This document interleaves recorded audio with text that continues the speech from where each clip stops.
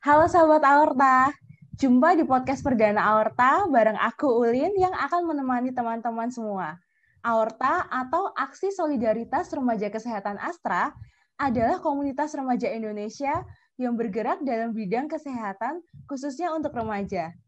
Sahabat Aorta, pernah nggak sih kita merasa tertarik gitu sebagai remaja, kita naksir dengan lawan jenis? Rasanya tuh yang kayak jatuh cinta yang beribu rasanya itu, yang nggak bisa dideskripsiin deh pokoknya. Dan kita mulai membina hubungan, pacaran dengan lawan jenis. Nah, kalau udah jatuh cinta, rasanya tuh kayak dia tuh satu-satunya gitu, kayak pengen nempel terus gitu, ketemu terus gitu. Nah, kalau kayak gini nih, biasanya godaannya banyak. Dari megang tangan, terus nempel-nempel deh ke yang lain. Terus jadi isi, dan mau nggak mau disuruh nikah dini deh gitu.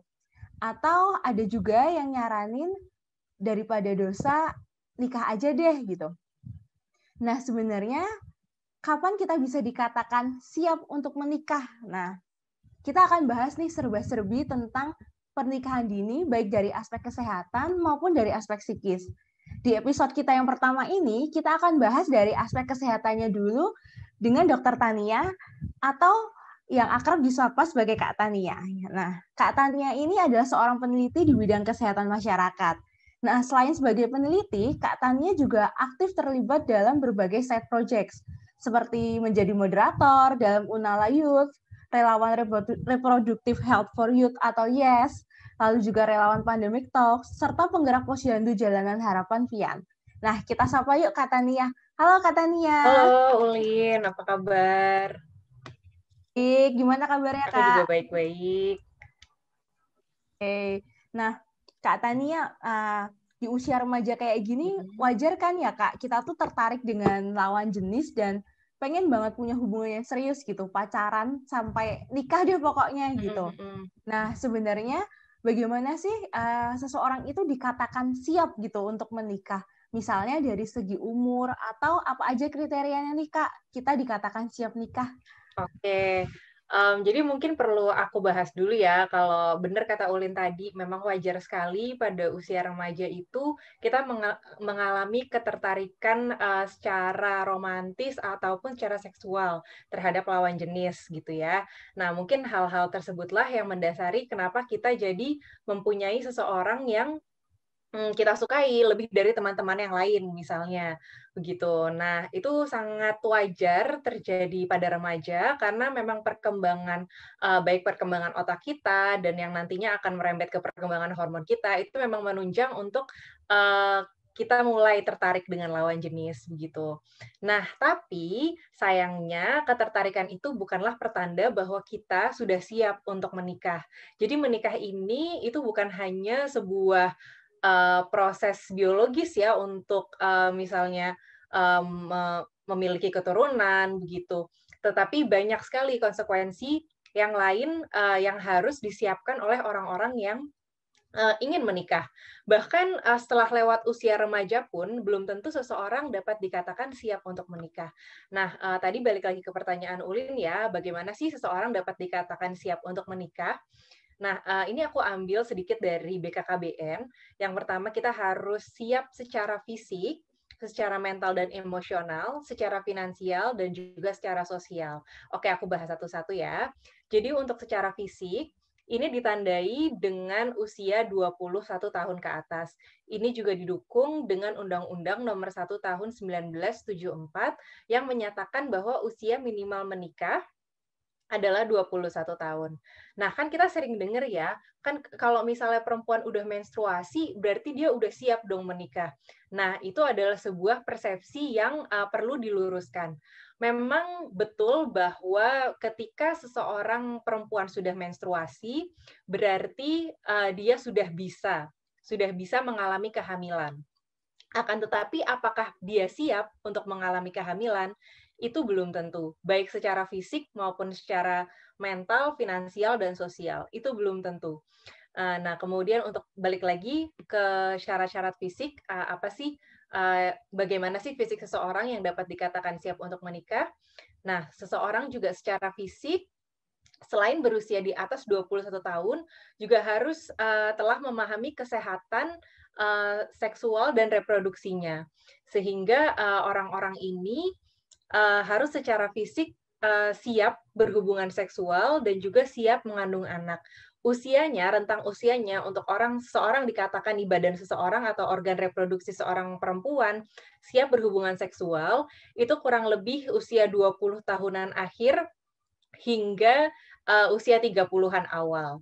Kurang lebih seperti itu kondisi tubuh wanita yang siap untuk mengandung dan berhubungan seksual. Karena di situ organ reproduksinya sudah tidak lagi berkembang, sudah dapat dibilang cukup matang, dan hormon-hormonnya juga sudah mendukung untuk memenuhi nutrisi baik ibu maupun anak. Kemudian selain dari kesehatan seksual dan reproduksi, perlu diperhatikan juga kesehatan fisik yang lain. Apakah memiliki misalnya penyakit-penyakit lain seperti penyakit gula, penyakit darah tinggi, atau penyakit menular seksual misalnya. Itu juga harus diperhatikan. Atau mungkin ada penyakit-penyakit lain yang akan menghalangi seorang ibu atau seorang orang tua untuk mengurus anak, mengerjakan pekerjaan rumah, mencari uang. Jadi seseorang juga harus siap secara fisik untuk melakukan hal-hal tersebut begitu. Nah, kemudian untuk dari segi mental dan emosional, pada masa remaja, organ dan hormon yang mengatur emosi ini masih belum matang. Jadi, remaja cenderung berbuat berdasarkan emosi tanpa mempertimbangkan dampak konsekuensinya. Hal inilah yang membuat remaja masih belum siap untuk menikah. Karena dalam suatu pernikahan, itu banyak diperlukan kematangan untuk membuat keputusan, untuk resolusi konflik, dan juga untuk kemampuan untuk memahami pasangan. Nah, hal-hal inilah yang seorang remaja itu mungkin belum miliki, karena pasti pada masa-masa remaja kita masih berorientasi kepada diri kita gitu, masih masih banyak ingin mencapai keinginan-keinginan kita, ingin mencapai cita-cita kita. Nah, kita belum siap nih untuk memberikan perhatian yang lebih mungkin untuk pasangan kita, apalagi untuk anak-anak kita gitu. Nah, kemudian yang pasti lagi adalah kesiapan secara finansial. Secara finansial ini berarti kita harus memiliki sumber pendapatan yang tetap. Karena kalau tidak tetap, kita harus menghidupi diri sendiri, menghidupi pasangan, menghidupi anak. Itu akan sangat sulit kita untuk survive ya di situ. Jadi, salah satu ciri untuk siap nikah juga adalah kita sudah siap secara finansial. Kemudian secara sosial, kita juga harus sudah bisa memiliki perencanaan jangka panjang dan juga berada dalam lingkungan yang menunjang pertumbuhan anak. Jadi kurang lebih begitu untuk seseorang dapat dikatakan siap menikah dari segi fisik, mental, emosional, finansial, maupun sosial. Oke, jadi ada 4 siap ya Kak ya yang harus disiapkan begitu untuk menikah. Jadi nggak hanya tertarik dan jatuh cinta aja nih gitu, tapi 4 siap itu tadi harus dipersiapkan dengan matang. Berarti kan di usia remaja yang kayak gini itu berarti terlalu dini ya Kak ya kita untuk menikah gitu. Nah, kalau misalnya ketika menikah itu kita belum siap gitu, apa aja sih bahayanya Kak dari segi kesehatan nih terutama? Oke, baik. Ini aku bahas dulu dari segi kesehatan ya. Apabila kita menikah di usia remaja nih, kita persempit aja ya. Jadi misalnya siap menikah di usia remaja gitu misalnya. Konsekuensi dari pernikahan usia remaja dari segi kesehatan, pertama adalah dapat mengalami komplikasi-komplikasi saat kehamilan dan kelahiran. Apa sih itu? Jadi karena tadi ya yang sudah aku paparkan bahwa organ reproduksi perempuan itu belum siap untuk mengandung anak dan untuk melahirkan pada usia remaja. Sehingga seringkali terjadi ketidakseimbangan hormon yang dapat membuat antara lain darah tinggi hingga kejang-kejang saat hamil. Itu sering ditemui, namanya adalah eklamsi. Itu sering sekali ditemui pada kehamilan usia muda. Kemudian juga kadar gula yang tinggi atau diabetes saat kehamilan. itu juga dapat menjadi komplikasi kepada anaknya. Kemudian hal-hal tersebut nanti dapat berkontribusi terhadap angka kematian ibu dan juga angka kematian bayi yang tinggi. Selain itu, karena ketidakcukupan nutrisi baik untuk ibu ataupun anak dapat menyebabkan kurang gizi untuk ibu dan anaknya. Selain itu, sering juga terdapat kelainan genetik pada anak-anak yang lahir dari ibu-ibu yang usia remaja. Selain itu, untuk perempuan, itu juga apabila usia hubungan seksualnya terlalu muda, itu sangat tinggi resikonya untuk mengalami kanker serviks. Gitu. Selain itu, untuk laki-laki, mungkin perlu juga aku mention ya, karena secara kesehatan, mungkin laki-laki merasa bahwa, nggak ada nih konsekuensinya untuk laki-laki kalau misalnya menikah muda. Mungkin secara kesehatan konsekuensinya memang minim, tapi untuk laki-laki biasanya konsekuensinya akan lebih banyak di psikologis, pendidikan, dan juga sosial finansial.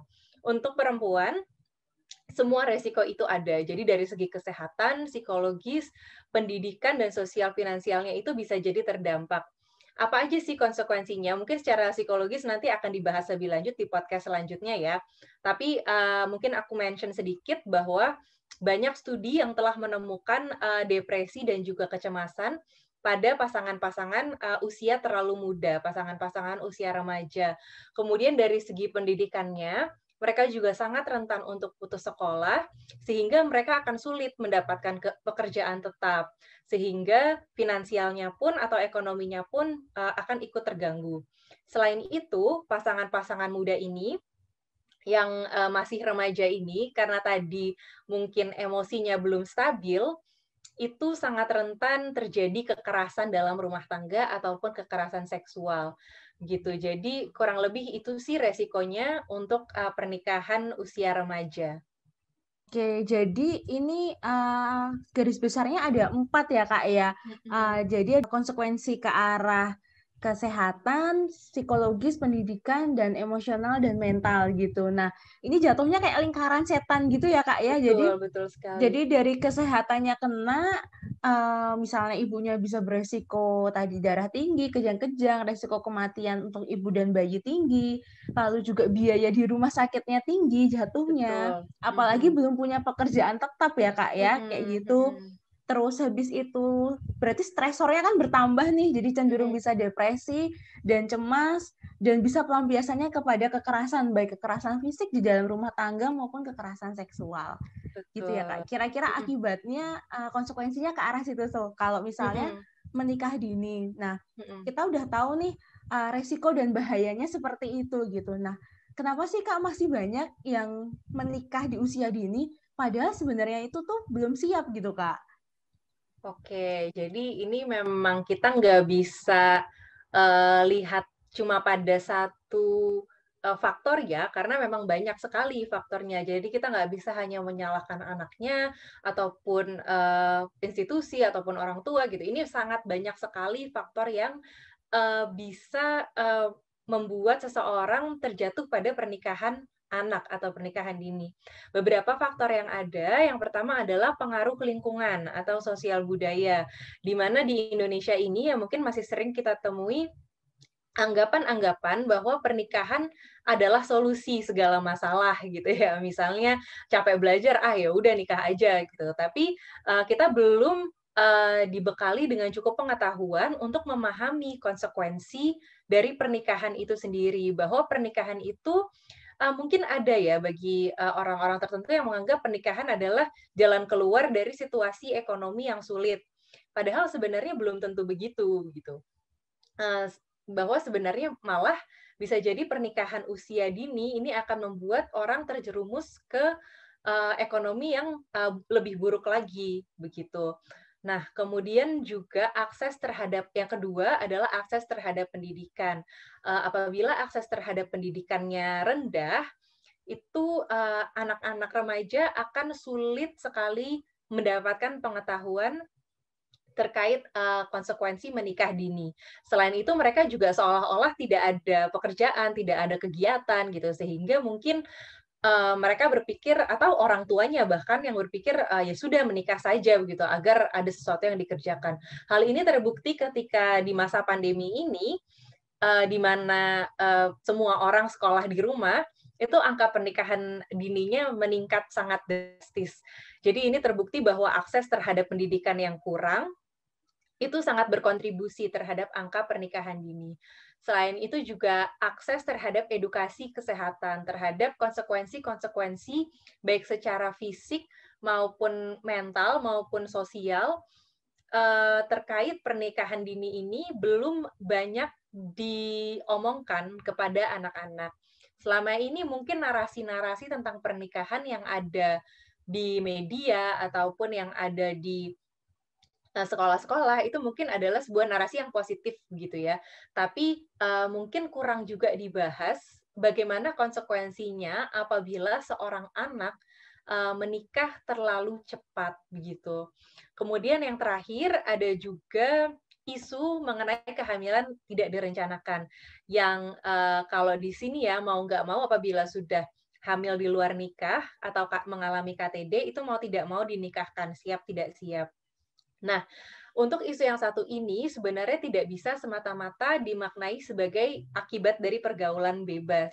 Karena di sini kita juga harus mengamati bagaimana relasi perempuan dan laki-laki ini begitu. Apakah mereka ada dalam hubungan yang setara atau misalnya mereka ada dalam sebuah hubungan yang toxic gitu, toxic relationship. Sehingga mau nggak mau salah seorang dari pasangan ini tidak bisa membuat keputusan dengan rasional. Mereka tidak bisa membuat keputusan dengan rasional, akhirnya terjerumuslah kepada kehamilan tidak direncanakan, dan lingkungan mereka memaksa mereka untuk akhirnya harus menikah gitu. Maka dari itu penting juga pengetahuan tentang relasi yang sehat, healthy relationship ini untuk ditekankan pada anak-anak remaja. Jadi di sini lagi banyak dimensi gitu ya Kak ya, kenapa masih banyak yang menikah dini gitu dari faktor lingkungan budaya begitu yang ya udahlah nikah aja gitu. Begitu. Ya udah nikah adalah seperti jalan keluar dari kemiskinan, lalu juga akses terhadap pengetahuan baik tentang kesehatan reproduksi, lalu pengetahuan tentang konsekuensi dari menikah dini, termasuk apa aja yang disiapin dari menikah itu kurang sepertinya pengetahuan itu. Dan lalu ketika mulai ada ketertarikan dengan lawan jenis, akses informasi tentang membangun hubungan yang sehat itu seperti apa begitu, itu kurang begitu seperti itu. Jadi ini adalah faktor-faktor yang 4 faktor yang cukup besar ya Kak ya, yang berpengaruh kenapa masih banyak yang menikah di usia dini gitu, meskipun belum siap gitu. Nah, ini kan udah cukup banyak nih faktor yang kita bahas kenapa masih aja nikah gitu, fenomena-fenomena ini tuh terjadi gitu. Nah, bagaimana caranya kita bisa terhindar dari pernikahan di bawah usia 21 tahun nih Kak? Boleh dibagi tipsnya? Siap. Jadi mungkin dari pemaparan aku tadi kita bisa mengkategorikan fenomena ini menjadi dua ya, antara menikah dini karena kemauan sendiri, karena misalnya melihat public figure yang menikah dini di media sosial, kemudian kita juga menjadi termotivasi untuk mengikuti hal yang sama gitu, atau menikah dini yang mau nggak mau karena ada suatu kejadian gitu, misalnya anggapan untuk keluar dari kemiskinan atau misalnya KTD gitu, itu kan menikah dini tapi sebenarnya bukan karena kemauan sendiri begitu, tapi karena memang ada tekanan dari lingkungan sekitar atau dari keadaan gitu ya. Nah, mungkin yang paling mudah dibahas adalah yang pertama dulu. Gimana sih caranya agar kita terhindar dari kemauan diri sendiri ini untuk menikah dini gitu. Pertama-tama kita sebagai remaja dengan akses informasi yang sudah sangat luas ini harus proaktif mencari informasi-informasi tentang resiko pernikahan usia dini. Nah, kita kemudian mengevaluasi diri kita sendiri, apakah kita benar-benar udah siap, baik secara fisik, secara mental, terutama secara finansial, dan juga secara lingkungan, itu apakah kita sudah siap gitu. Banyak sekali sumber-sumber informasi yang bisa digunakan ya untuk mencari info-info terkait ini seperti informasi dari BKKBN gitu misalnya. Kalau misalnya mau googling aja BKKBN pernikahan remaja gitu misalnya. Nah, di situ nanti akan muncul banyak sekali resiko dan dampak-dampak dari pernikahan usia dini. Kemudian yang kedua, kita juga harus mematangkan diri nih. Kita kan misalnya masih remaja. Kita mematangkan diri untuk dapat mengambil keputusan yang baik bagi diri sendiri dulu. Bagaimana sih kita bisa mengambil sebuah keputusan dan bertanggung jawab atas konsekuensi dari keputusan itu. Nah, itu kita mulai belajar pada usia remaja dengan porsi yang kecil-kecil dulu gitu. Jangan langsung menikah karena menikah itu konsekuensinya kan tadi banyak ya, besar sekali gitu. Tapi dari yang kecil-kecil dulu, misalnya kalau misalnya kamu SMP nanti mau SMA di mana ya sesuai keputusan kamu, atau nanti kalau misalnya kalian SMA nanti mau kuliah di mana ya gitu. Kemudian yang paling penting adalah usahakan untuk jangan sampai terputus pendidikannya. Jadi kalau misalnya nih kalian mulai pacaran dan mulai kepikiran, aduh, kok kayaknya aku mau nikah ya sama dia. Nah, ingat lagi ke pendidikan kalian gitu, bahwa sebisa mungkin kalian dan pasangan itu teruskan pendidikan setinggi-tingginya. Nah, kemudian yang terakhir yang nggak kalah penting adalah bangun hubungan yang sehat antara kalian dan pasangan. Karena semasa remaja ini adalah masa di mana kalian itu sangat bisa untuk mengeksplorasi diri kalian. Kalau misalnya kalian udah ada pasangan, berarti kalian juga bisa mengajak pasangan kalian untuk mengeksplorasi diri bersama gitu. Apa sih hobi kalian? Apa sih minat kalian? Nanti kalau udah gede mau jadi apa? Cita-citanya apa? Itu adalah hal-hal yang seharusnya menjadi topik pembicaraan pasangan-pasangan remaja gitu. Jadi jangan langsung berorientasi kepada pernikahan, atau bisa juga kalian mulai berlatih membangun hubungan yang sehat. Misalnya untuk dalam pengambilan keputusan itu setara gitu. Jadi yang perempuan bisa mengambil keputusan atas dirinya dan yang laki-laki juga bisa mengambil keputusan atas dirinya sendiri. Atau misalnya nih kalau di saat-saat pasangan remaja ini kan sering ada cemburu-cemburu gitu ya. Nah, kalian di situ juga bisa belajar bagaimana mengontrol emosi kalian. Begitu. Jadi mungkin teman-teman remaja juga kepikiran ya, kalau misalnya aku nikahin dia, misalnya kalian cemburu nih, kalau misalnya aku nikahin dia berarti dia nggak akan diganggu sama orang lain. Nah, ini adalah suatu perspektif yang justru toksik ya, bisa dibilang toksik. Nah, itulah yang harus kalian latih bahwa bagaimana caranya kalian mengontrol emosi dan kecemburuan kalian itu dan jangan sampai hubungan kalian ini berorientasi kepada keposesifan begitu. Nah, jadi kurang lebih itu untuk teman-teman remaja agar terhindar dari keinginan untuk menikah dini. Kemudian untuk yang kedua, apabila kalian misalnya harus menikah dini karena memang ada tekanan sosial, yang bisa aku sarankan di sini adalah sebisa mungkin kalian mencari informasi mengenai lembaga-lembaga yang bergerak di hak-hak anak. Seperti Komisi Perlindungan Anak Indonesia, mereka menerima pengaduan-pengaduan terkait kekerasan terhadap anak. Jadi pemaksaan untuk pernikahan pada usia dini ini juga bisa dikatakan kekerasan terhadap anak, sehingga kalian bisa mengadu kepada KPAI. Tapi kalau misalnya itu terlalu jauh, carilah orang dewasa yang tidak memberikan tekanan sosial pada kalian. Contohnya, misalnya kalian ada guru yang cukup dekat dengan kalian, itu kalian bisa meminta bantuan guru tersebut. Atau misalnya ada psikolog di puskesmas yang bisa kalian mintai bantuan, itu juga kalian bisa meminta bantuan kepada psikolog tersebut. Atau kalian juga bisa mencari layanan kesehatan yang ramah remaja. Di situ ada dokter-dokter yang sudah dilatih untuk memberikan konseling baik pada remaja maupun pada orang tuanya.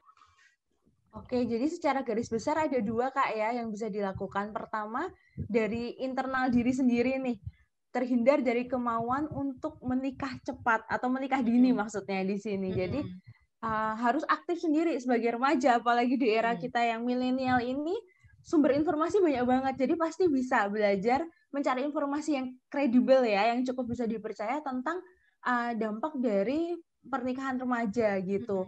Lalu tempuhlah pendidikan setinggi-tingginya gitu, karena pendidikan ini membuka banyak akses begitu untuk remaja bisa mengembangkan diri dan cita-citanya gitu, juga untuk membina hubungan yang sehat dengan pasangan gitu.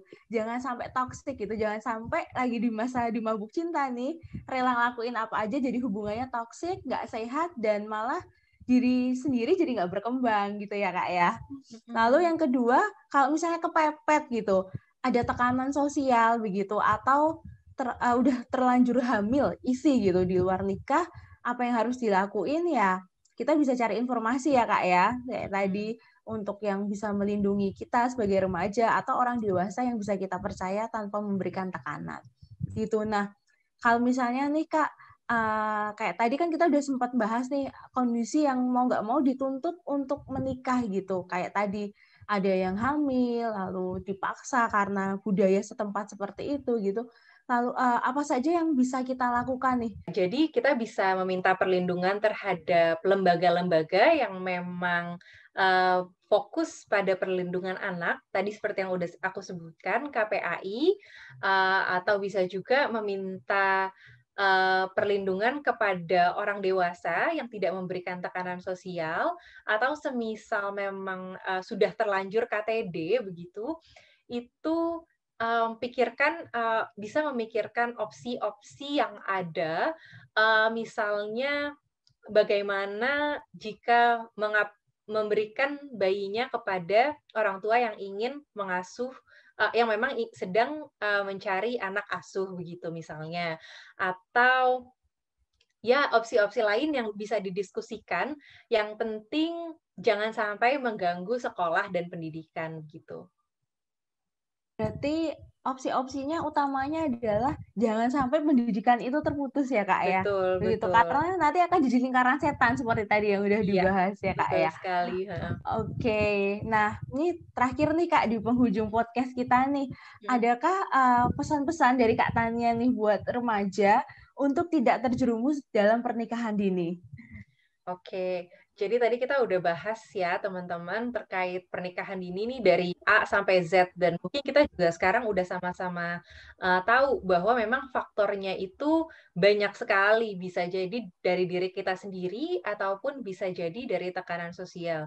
Nah, pesanku adalah yang pertama, tempuh pendidikan setinggi-tingginya, karena dengan pendidikan kita tidak hanya memiliki akses pengetahuan terhadap kesehatan reproduksi, tapi kita juga memiliki akses pengetahuan ke hal-hal yang lain, ke hal-hal sosial yang lain, di mana hal tersebut bisa menjadi bekal kita nih untuk menentukan pilihan yang baik ataupun yang buruk bagi kita, begitu.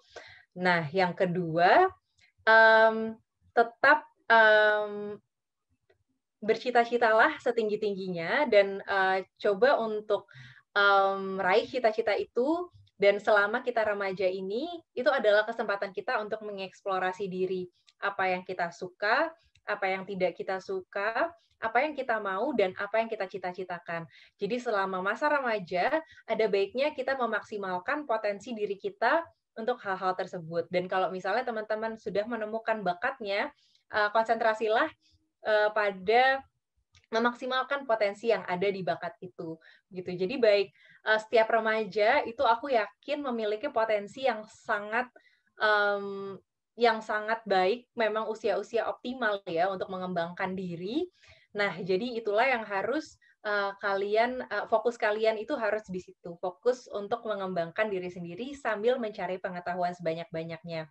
Kalau misalnya mau mulai pacaran atau mau memulai relasi dengan pasangan, itu kalian harus tahu dulu hubungan yang sehat itu seperti apa, begitu. Dan usahakan pada setiap hubungan yang ada, hubungan kalian itu sehat, baik secara fisik ya, ataupun secara psikis, secara emosional juga. Dengan hubungan yang sehat, mudah-mudahan kalian tidak akan terjerumus pada KTD ataupun pernikahan dini. Oke, so sahabat Aorta, dari sesi ini kita tahu bahwa memang masa remaja itu masa yang wajar. kita untuk tertarik dengan lawan jenis, kita jatuh cinta dan membina hubungan. Tetapi ingat, bukan berarti ketika kita jatuh cinta dan pacaran, kita sudah siap untuk menikah gitu. Pikirkan segala resiko dan akibat yang ditanggung seperti yang sudah dijelaskan tadi. Jangan sampai terjadi lingkaran setan di dalam kehidupan teman-teman remaja nih, rasanya udah pengen nikah atau terpaksa menikah, lalu terjadi hal-hal yang tidak diinginkan, seperti komplikasi ketika kehamilan, bisa beresiko kematian, biaya kesehatan yang tinggi, lalu karena pendidikannya harus terputus, mengurus keluarga, mengurus anak, jadi kesulitan ekonomi, stresor meningkat, jadinya cenderung depresi dan cemas dan kekerasan juga akan meningkat. Seperti itu. Lalu baiknya gimana nih kita sebagai remaja di masa yang mulai mengalami jatuh cinta ini? Teruslah eksplorasi diri, bangunlah hubungan yang sehat dengan pasangan. Seperti itu. Nah, di masa seperti ini jangan sampai pendidikan kita terputus seperti yang tadi Kak Tania bilang. Remaja harus bisa menemukan harus bisa eksplorasi diri dan menemukan bakat-bakat yang harus diasah begitu, dan jangan sampai terjerumus dalam toxic relationship seperti itu. Nah, sahabat Aorta, ini sekian dari podcast kita kali ini. Sampai jumpa di episode berikutnya. Kita masih bahas tentang pernikahan dini, tapi dari segi aspek psikologis. Gitu. Jangan lupa untuk tetap ikuti podcast Aorta, dan jangan lupa juga untuk follow media sosial Aorta di Instagram @aortacommunity. Sampai jumpa sahabat Aorta.